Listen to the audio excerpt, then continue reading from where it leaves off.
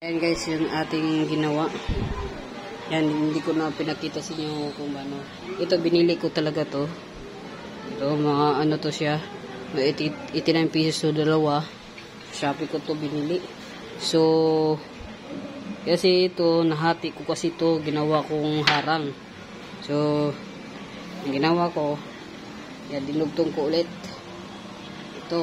Ito yung ating paanakan. Ito yung ilalagay natin sa sink para hindi masyadong malamig yung paanakan nila. So, yan naman yung ating gagamiting pangharang. Yan ang mga retaso ng ating mga kids na sira na. Yan, sira na.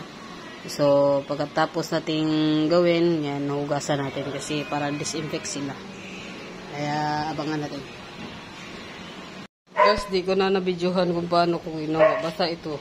Yan, ginawa ko. Ito yung mga retaso ng mga nasira na mga kids. Yan, nagamit ko. Tapos, isa-nistize na lang natin. Yan, may ano pa. May, yan o. Sanitize ko na lang to. Yan, linisan. Yan. Lagyan ko na lang ng pop tray dito sa ano. Yan. Dito mga anak yung ating mga buntis. Yan. Yan siya guys. So, ilagay natin sa taas. Yan, lagay muna natin dyan.